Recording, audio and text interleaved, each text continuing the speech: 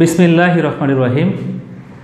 British ল academy কর্তৃক আয়োজিত আজকের বাংলাদেশ বার কাউন্সিল এবং বাংলাদেশ জুডিশিয়াল সার্ভিসের জন্য উল্লেখযোগ্য একটি সাবজেক্ট এবং উক্ত সাবজেক্টের একটি গুরুত্বপূর্ণ চ্যাপ্টার নিয়ে আমরা আলোচনা করতে চাই। সেটি হলো 1872 সালের এভিডেন্স অ্যাক্টের সেকশন 17 থেকে শুরু করে 31 পর্যন্ত, এবং এই চ্যাপ্টারের মধ্যে এই সেকশনগুলোর মধ্যে দুইটি বিষয় আলোচনা করা আছে। একটি হলো অ্যাডমিশন, অপরটি হলো কনফেশন। আমরা এই অ্যাডমিশন এবং কনফেশন সম্পর্কেই আমরা আলোচনা করব, এবং এই আলোচনায় সব থেকে বেশি উপকৃত হবেন বাংলাদেশ বার কাউন্সিল যারা পরীক্ষার্থী আছেন বা বাংলাদেশ জুডিশিয়াল সার্ভিসে যারা পরীক্ষার্থী আছেন, ইভেন নতুন যারা প্র্যাকটিসিং লয়ার আছেন বা পুলিশের ইনভেস্টিগেশন উইংয়ে যারা কাজ করেন তারা উপকৃত হবে। এই পুরোটা সময় জুড়ে আমি থাকব মোহাম্মদ জাকারিয়া হোসেন, অতিরিক্ত জেলা দায়রা জজ, সদ্য জেলা জজ হিসেবে পদোন্নতিপ্রাপ্ত এবং পোস্টিংয়ের অপেক্ষমান। আসুন আমরা বোর্ডে দেখি কোন কোন বিষয় নিয়ে আমরা আলোচনা করতে পারি। প্রিয় আইনের শিক্ষার্থীরা, আমরা অ্যাডমিশন এবং কনফেশন নিয়ে আলোচনা করব। অ্যাডমিশন এবং কনফেশন আপনাদের মনে রাখতে হবে, এই অ্যাডমিশন এবং কনফেশন এই দুইটি পার্ট, অর্থাৎ আইনের এই উল্লেখযোগ্য দুইটি পার্ট, এই দুইটি পার্টই আমাদের এভিডেন্স অ্যাক্টের সেকশন 17 থেকে শুরু করে 31 পর্যন্ত এই সেকশনগুলোর মধ্যে ইলাবোরেটলি আলোচনা করা আছে। আপনারা যদি বাংলা অথবা ইংরেজি মাধ্যমে অর্থাৎ যে কোনো মূল বইটি দেখে, মূল আইনটি দেখে যদি স্টাডি করেন, তাহলে আমাদের আলোচনার সাথে আপনাদের স্টাডিটা এক করলে আপনি এই বিষয়ে অনেক বেশি জানতে পারবেন এবং দৈনন্দিন জীবনে সে কাজে লাগাতে পারবেন। আমরা অ্যাডমিশন এবং কনফেশন, আমরা জানি যে অ্যাডমিশন অর্থ হলো স্বীকৃতি, আর কনফেশন হলো দোষ মুক্তমূলক স্বীকারোক্তি বা স্বীকারোক্তি আমরা বলে থাকি। অ্যাডমিশন এবং কনফেশন আপনাদেরকে মনে রাখতে হবে, এবং এই উল্লেখযোগ্য এই দুইটি পার্ট আমাদের শুধুমাত্র যে আমরা পরীক্ষায় পাশ করার জন্য না, আমাদের প্রফেশনাল লাইফেও এই দুটো জিনিস খুবই গুরুত্বপূর্ণ ভূমিকা পালন করবে বলে আমরা মনে করি। সেই জন্যই মূলত আমাদের আলোচনা করা, এবং আমরা যে টপিকসগুলো অর্থাৎ এই অ্যাডমিশন এবং কনফেশন নিয়ে যে বিষয়গুলো সাজিয়েছি আপনাদের সামনে, তার একটা ইন্ট্রোডাকশন বা সিনোপসিস আমরা দিতে চাই। 1 নম্বর হলো যে definition of admission and confession. Second আমরা বলেছি যে who may make admission and also confession, মানে কে অ্যাডমিশন করতে পারে এবং কে কনফেশন করতে পারে। তবে এই কে করতে পারে তার আগে অ্যাডমিশন এবং কনফেশনের মধ্যে কোন কোন এলিমেন্টসগুলো আছে, elements of admission and confession, এই বিষয়টিও আপনাদের সাথে শেয়ার করতে চাই। এরপরে আমরা উল্লেখ করেছি যে distinction between admission and confession, অর্থাৎ এই স্বীকারোক্তিমূলক জবানবন্দি বা শুধুমাত্র বিবৃতি, এর মধ্যে পার্থক্য কী, বেসিক পার্থক্যগুলো কী কী। এরপরে আমরা উল্লেখ আলোচনা করতে চাই, সেটা হলো ক্লাসিফিকেশন অফ কনফেশন। আপনারা জানেন যে এই কনফেশনের একাধিক প্রকারভেদ আছে। আমরা ইলাবোরেটলি আলোচনা করব, তারপরে আপনাদেরকে একটা ধারণা দিতে চাই যে কনফেশনকে আমরা বলে থাকি judicial confession, extra judicial confession. তারপরে আমরা রিট্রাক্টেড কনফেশনের নামকে আরেকটা কনফেশনের কথা বলে থাকি। এর বাইরেও আমরা কনফেশনকে দুই ভাগে ভাগ করি। একটি হলো যে এক্সকালপেটরি কনফেশন আর একটা ইনকালপেটরি কনফেশন। আমরা এই বিষয়গুলো ডিটেলস আমরা আলোচনা করব আমাদের ক্লাসের ধারাবাহিকভাবে। এরপরে যে বিষয়টি আলোচনা করতে কনফেশন হোয়েন ইররেলেভেন্ট, কখন কনফেশনটি অর্থাৎ স্বীকারোক্তিমূলক জবানবন্দি কখন অপ্রাসঙ্গিক হয় মামলার ক্ষেত্রে। তারপরে বলা হয়েছে যে কনফেশন হোয়েন রেলিভেন্ট, কখন এই স্বীকারোক্তিমূলক জবানবন্দিটা রেলিভেন্ট হয়। আর অ্যাট লাস্ট যে কথাটি আমরা বলতে চাই সেটা কনফেশন বাই কো-অ্যাকিউজড, অর্থাৎ কখন সহ অপরাধী দুজন আসামির মধ্যে একজন আসামি যদি কনফেশনাল স্টেটমেন্ট করে, তাহলে সেই ক্ষেত্রে আরেকজন আসামির অবস্থাটা কী হয় বা তার ক্ষেত্রে প্রযোজ্য হয় কিনা, এই বিষয়গুলো নিয়ে আমরা আপনাদের সাথে পুরো সময়টা জুড়ে আলোচনা করব। আইনের শিক্ষার্থীরা, আমরা অ্যাডমিশন এবং কনফেশনের সংজ্ঞার কথা বলছিলাম। এই সংজ্ঞা অর্থাৎ অ্যাডমিশন মানে কি এবং কনফেশন মানে কি, আমরা শাব্দিক অর্থ যদি ধরি তাহলে অ্যাডমিশন মানে হলো স্বীকৃতি, মানে কোনো বিষয়ে একটা স্বীকার করা, অর্থাৎ বলা, ইনফারেন্স দেওয়া, কোনো স্টেটমেন্ট দেওয়া, এটার নাম আছে অ্যাডমিশন। আর কনফেশন মানে হলো দোষ স্বীকার করা, অর্থাৎ যেখানে গিলটি প্লিডের প্রশ্ন থাকে। আমরা যদি সংজ্ঞার ক্ষেত্রে যদি বলি যে অ্যাডমিশন কাকে বলে আর কনফেশন কাকে বলে, বিভিন্ন জুরিস্ট যারা আইন বিজ্ঞানী আছেন তারা বিভিন্নভাবে সংজ্ঞায়িত করেছেন এই দুটো টার্মের।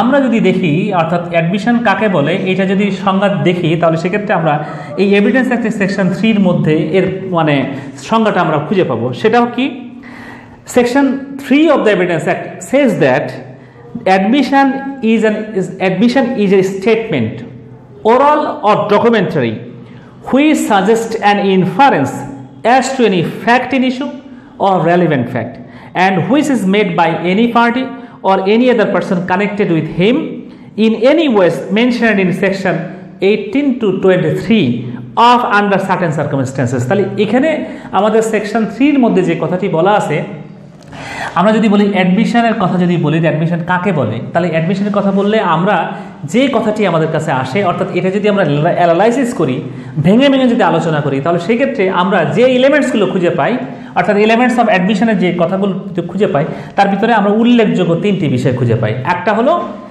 An statement, oral or documentary. আপনাদের মনে রাখতে হবে যে অ্যাডমিশনের প্রথম যে এলিমেন্টসটি খুবই গুরুত্বপূর্ণ, সেটা হলো statement made orally or documentary, অর্থাৎ এটা মৌখিকভাবে হতে পারে, ডকুমেন্টারি হতে পারে, ইভেন উইথ কন্ডাক্ট।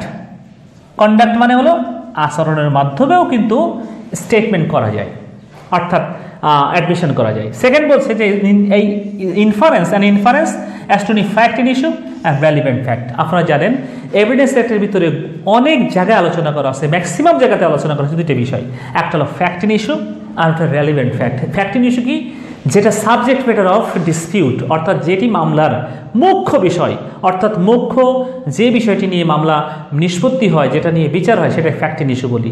আর পাশাপাশি আরেকটা জিনিসের অস্তিত্ব আমরা খুঁজে পাই, সেটা হলো রেলিভেন্ট, অর্থাৎ এর সাথে কোনটা প্রাসঙ্গিক, সেটি হলো রেলিভেন্ট ফ্যাক্ট। বলতেছে যে আমরা যখনই বলবো যে অ্যাডমিশনের উল্লেখযোগ্য উপাদান কি, তাহলে সেকেন্ড এলিমেন্ট সেটা বলছে যে ইনফারেন্স। আপনারা খেয়াল করেন, ইনফারেন্স মানে হলো অবতারণা, এই ইনফারেন্স মানে হলো অবতারণা, এটা কিন্তু ইনফারেন্স মানে কিন্তু স্টেটমেন্ট আমরা বলতে পারি। তাহলে এমন একটা স্টেটমেন্ট যেটা যে স্টেটমেন্টটি ফ্যাক্ট ইন ইস্যু এবং রেলিভেন্ট ফ্যাক্টের সাথে আমাদেরকে শেয়ার করে, অর্থাৎ বলে। তাহলে আমাদের মনে রাখতে হবে যে এটা হলো এমন একটা স্টেটমেন্ট যে স্টেটমেন্টটি ইনফারেন্স করে, এবং সেই ইনফারেন্স করে কোন বিষয়ে, কোনো মামলার ফ্যাক্ট ইন ইস্যু অথবা রেলিভেন্ট ফ্যাক্ট নিয়ে। আর থার্ড যে এলিমেন্টটি, এই ইনফারেন্স বা স্টেটমেন্টটি করবে কে, by any party describe in section 18 to 23 of the evidence act. অর্থাৎ এভিডেন্স অ্যাক্টের মধ্যে 18 থেকে 23 নম্বর সেকশনের মধ্যে এই ইনফারেন্সগুলো বা স্টেটমেন্টগুলো যারা দিবে এই সম্পর্কে অ্যাসাইন করা আছে।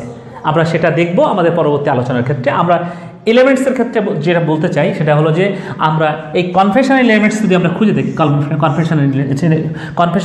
কনফেশন বা স্বীকারোক্তিমূলক জবানবন্দির বা স্বীকারোক্তির যে সমস্ত এলিমেন্টসের কথা বলি, সেখানেও কিন্তু বলা আছে, সেখানে 4টি, অর্থাৎ আমরা যদি বলি যে তার সংজ্ঞা কি, কনফেশন মানে কি, কনফেশন মানে হলো it's a statement of guilt made by any accused person in reference to any fact in issue or relevant fact or any activity within his ambit। আমরা সাধারণত বলে থাকি যে কনফেশন মানে হলো এমন একটা স্টেটমেন্ট যে স্টেটমেন্টে সাধারণত দোষ স্বীকারমূলক আমরা স্টেটমেন্ট বলে থাকি, এবং কোনো একটি ঘটনার প্রেক্ষিতে ফ্যাক্ট ইন ইস্যু বা রেলেভেন্ট ফ্যাক্ট নিয়ে যদি সেই স্টেটমেন্টটা হবে, অবশ্যই আমরা বলে থাকি যে এখানে স্টেটমেন্টটা এক্সকালপেটরি হতে পারে, আবার ইনকালপেটরি হতে পারে।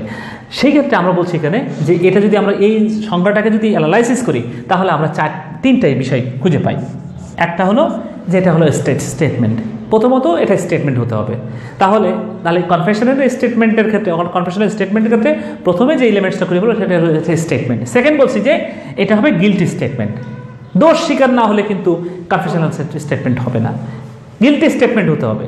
অর্থাৎ এই গিল্টি স্টেটমেন্ট কে করবে, থার্ড বলা আছে অ্যাকিউজড পারসন করতে হবে, অর্থাৎ যে কোনো ব্যক্তি করলে কিন্তু হবে না, এটা খেয়াল রাখতে হবে। যেমন অ্যাডমিশনের ক্ষেত্রে যে কোনো ব্যক্তি করলে হবে, কিন্তু এটা কিন্তু হবে না। অর্থাৎ আমরা যদি বলি যে এই অ্যাডমিশন পার্টটা কিন্তু অনেক বড়, বাট কনফেশনাল স্টেটমেন্টটা কিন্তু একটা কনসাইজ ফর্ম। আমরা এই এলিমেন্টসের ক্ষেত্রেও দেখলাম এখানে যে কোনো বিষয় স্টেটমেন্ট করা যাচ্ছে, কিন্তু এখানে কিন্তু তা যাচ্ছে না। এখানে আমরা 3টা বেসিক এলিমেন্টসের কথা বলছি, একটা হলো স্টেটমেন্ট, আরেকটা বলছে গিল্টি স্টেটমেন্ট, আরেকটা বলছে যে মেড বাই অ্যাকিউজড পারসন, অর্থাৎ আসামি কর্তৃক করতে হবে। আপনাদের মনে রাখতে হবে যে আমরা এলিমেন্টস যখনই খুঁজবো যে what are the essential ingredients of any statement that is the admission or confession, then you have to remember that they confessional statement হতে গেলে অবশ্যই স্টেটমেন্ট হতে হবে, এবং সেটা গিল্টি স্টেটমেন্ট হতে হবে, এবং মেড বাই অ্যাকিউজড পারসন হতে হবে। আমরা অ্যাডমিশন এবং কনফেশনের বিষয়ে আলোচনা করতেছিলাম। আমরা এখন যে বিষয় নিয়ে শেয়ার করতে চাই সেটা হলো যে classification of admissions and classification of confession. আপনারা খেয়াল করবেন যে ক্লাসিফিকেশন অফ অ্যাডমিশনের মধ্যে অ্যাডমিশন কয় রকম। আমরা এখানে বলেছি judicial admission and extra judicial admission, অর্থাৎ আমরা অ্যাডমিশনকে 2 ভাগে ভাগ করেছি। অর্থাৎ আপনাদের মনে রাখতে হবে যে অ্যাডমিশন মানে হলো স্বীকৃতি, এই স্বীকৃতিটা হলো যখন আমরা কোর্টের মধ্যে অর্থাৎ মামলার রেকর্ডে যখন কোনো বিষয়ের বিবৃতি দেওয়া হয় বা কোনো স্বীকৃতি দেওয়া হয়, সেটা হলো জুডিশিয়াল অ্যাডমিশন। আবার বলছে যে এক্সট্রা জুডিশিয়াল অ্যাডমিশন কোনটা, যেটা হলো কোর্টের বাইরে, ধরেন কোনো মানুষের সামনে বললেন, কোনো দলিল করলেন, কোনো স্পেসিফিকভাবে কোনো বিষয় স্বীকার করলেন, সেটা ভিন্ন জিনিস। এই এক্সট্রা জুডিশিয়াল যে অ্যাডমিশনের কথা বলা হয়, তাকে আমরা দুইটা ভাগে ভাগ করেছি, একটা হলো ডাইরেক্ট, একটা ইনডাইরেক্ট। তো আমাদের এই অ্যাডমিশনের বিষয়ে কোনোটা ডিরেক্টের কথা বলা আছে, কোনোটা ইনডিরেক্টের কথা বলা আছে। তো আমাদের এই অ্যাডমিশন এই স্বীকৃতির বিষয়গুলো অর্থাৎ 18, 19 থেকে 20, 21 এবং 23 নম্বর সেকশনে এভিডেন্স অ্যাক্টের ভিতরে বলা আছে। আমরা যদি লক্ষ্য করি যে ক্লাসিফিকেশন অফ কনফেশনের কথা যদি বলি, এই কনফেশন আপনাদেরকে বলেছি, কনফেশন মানে হলো দোষ স্বীকারোক্তি, অর্থাৎ দোষ যখন আসামি স্বীকার করে। আপনাদের আগেই বলেছিলাম যে দোষ স্বীকারোক্তি কোনটা, যে স্টেটমেন্টটি আসামি কর্তৃক স্বীকার হয়, অর্থাৎ আসামি স্বীকার করে কোনো একটি অপরাধের বিষয়ে। অপরাধের বিষয় না হলে কখনোই দোষ স্বীকারোক্তিমূলক জবানবন্দি হবে না। আমরা যদি লক্ষ্য করি যে কনফেশন কয় রকম, তো কনফেশনের প্রথম যে প্রকারভেদের কথা যদি বলি, সেটা হলো কনফেশন, একটা হলো judicial confession, extra judicial confession and রিট্রাক্টেড confession. তো রিট্রাক্টেড কনফেশন আপনাদের মনে রাখতে হবে যে জুডিশিয়াল কনফেশন কোনটা। জুডিশিয়াল কনফেশন কোনটা? জুডিশিয়াল কনফেশন আপনারা জানেন যে কনফেশন করা যায়, দোষ স্বীকার করা যায় কোন জায়গায়? কোর্টে। অর্থাৎ ম্যাজিস্ট্রেট বা কোর্টের সামনে যে স্বীকারোক্তিমূলক জবানবন্দিটি আসামি করেন, সেই জবানবন্দির নামই আছে, সেই স্বীকারোক্তিমূলক জবানবন্দির নামই আছে judicial confession. Extra judicial confession কোনটি? অর্থাৎ এক্সট্রা জুডিশিয়াল এই আদালত বা ম্যাজিস্ট্রেটের কাজ ছাড়া, অর্থাৎ এই দুইটা প্রতিষ্ঠানের বাইরে যদি কোনো কনফেশন করা হয়, যদি মানুষের সামনে করা হয়, পুলিশের সামনে করা হয়, তাহলে সেই কনফেশনের নাম আছে এক্সট্রা জুডিশিয়াল কনফেশন। আপনাদের খেয়াল করতে হবে সেকশন 24 থেকে 31-এর মধ্যে 30-র মধ্যে এই কথাগুলো বলা আছে যে কোথায় জুডিশিয়াল কনফেশন করা যাবে, কোথায় করা যাবে না, বা কোন ক্ষেত্রে জুডিশিয়াল কনফেশন করলে রেলিভেন্ট হবে, কখন রেলিভেন্ট হবে না। আমরা ক্লাসের শেষ পর্যায়ে বিষয়গুলো নিয়ে শেয়ার করব। রিট্রাক্টেড কনফেশন কোনটা?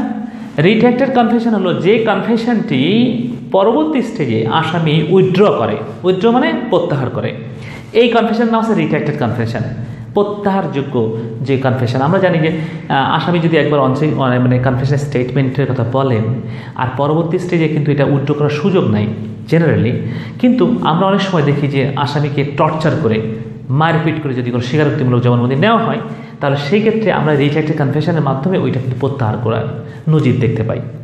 আপনাদের মনে রাখতে হবে।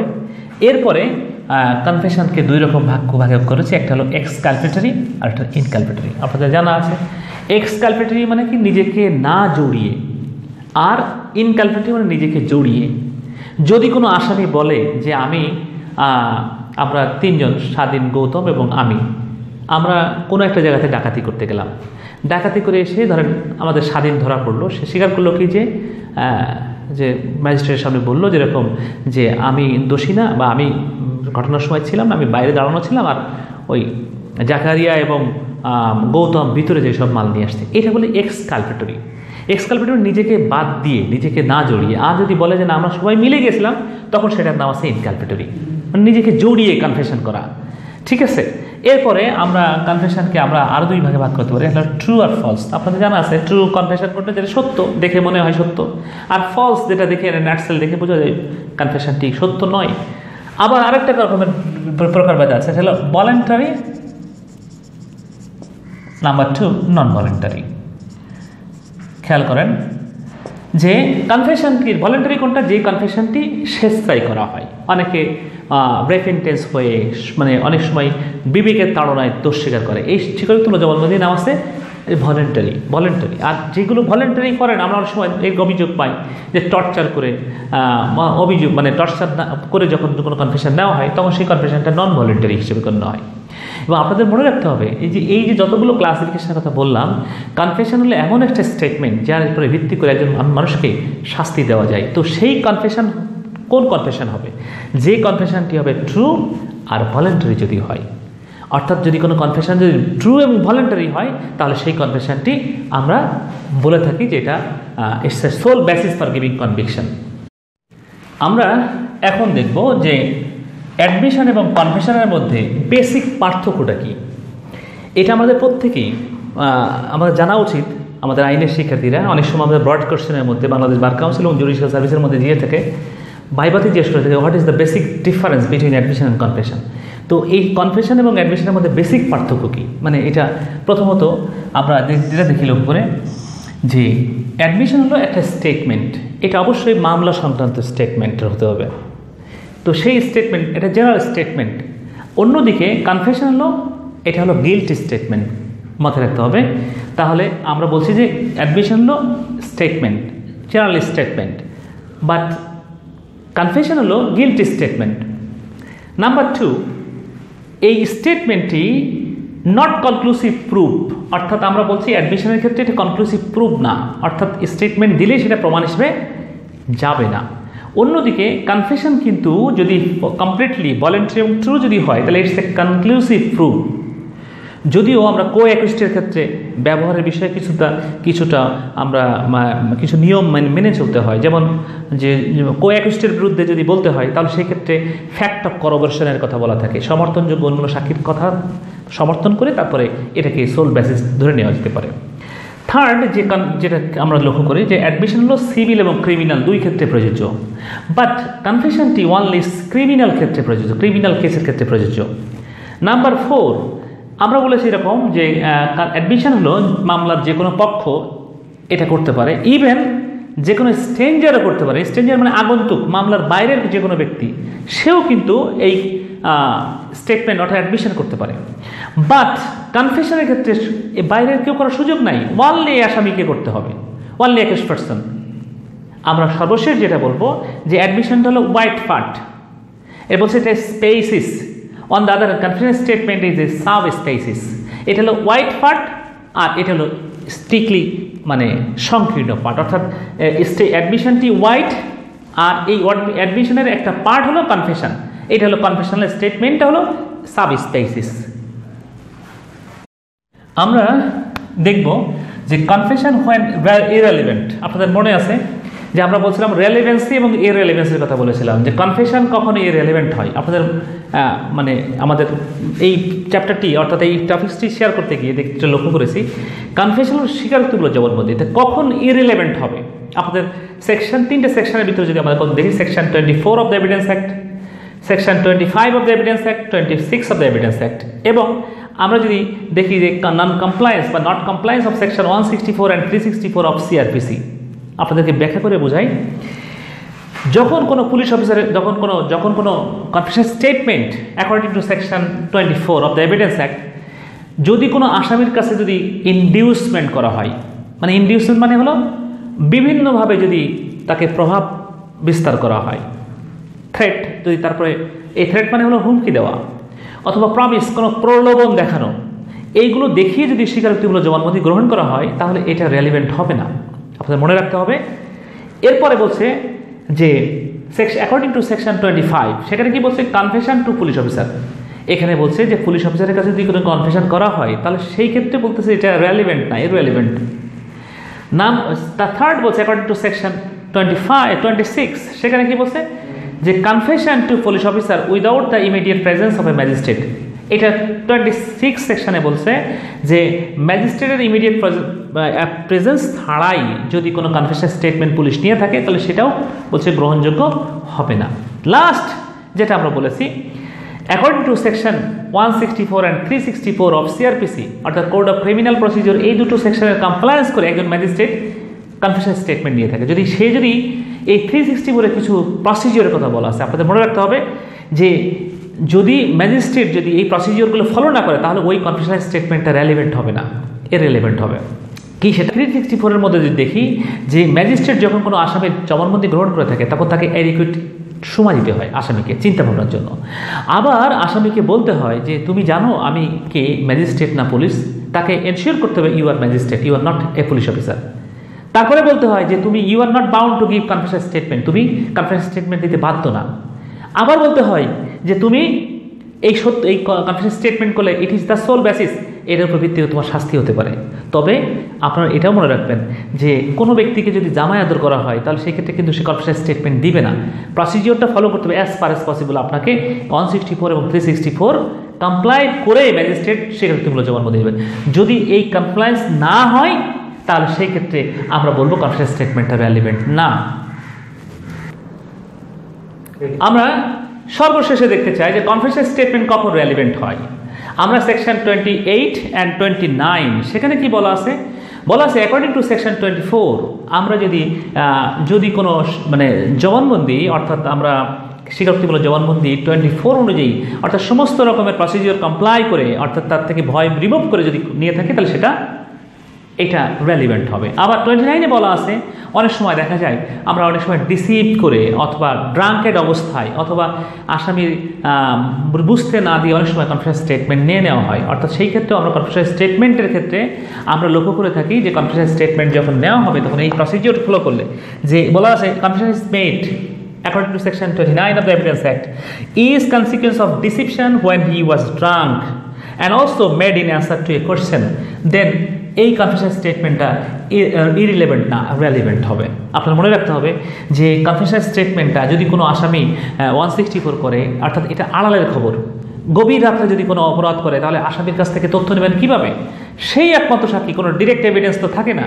ডাকাতি মামলায়, খুনের মামলায় অনেক সময় ঠান্ডা মাথায় রাতের অন্ধকারে যখন অপরাধ হয় তখন এই অপরাধগুলো যখন করে তখন কেউ তো সাক্ষী থাকে না, কে সাক্ষী দিবে? ডাইরেক্টলি দেওয়ার সুযোগ নাই। সুতরাং এই আড়ালের খবর দিতে পারে আসামি। এই আসামির কাছে ম্যাজিস্ট্রেটরাও আমরা মনে করি যে খুব কেয়ারফুলি তার জবানবন্দিটি গ্রহণ করতে হয়। যদি জবানবন্দিটি গ্রহণ করার ক্ষেত্রে যদি আইনের পৃথিবীতে না মান্য করা হয় তখন কিন্তু রেলিভেন্ট হবে না। রেলিভেন্ট হতে গেলে অবশ্যই এটা মানতে হবে।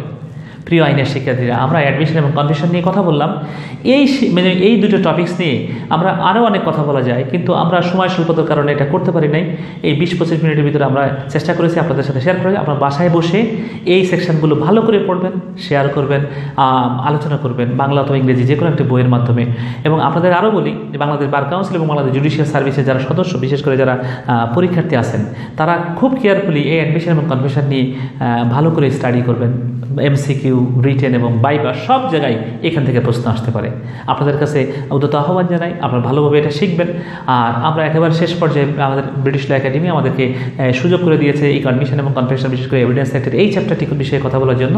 আমরা এই অথরিটিকে ধন্যবাদ জানাই। আমরা একটা ক্রান্তিকাল পার করছি করোনা ভাইরাসের সময়। আমরা সবাই ভালো থাকবো, সুস্থ থাকবো। মাহে রমজানের শুভেচ্ছা রইল সবাইকে, এই বলে আমি আজকের ক্লাস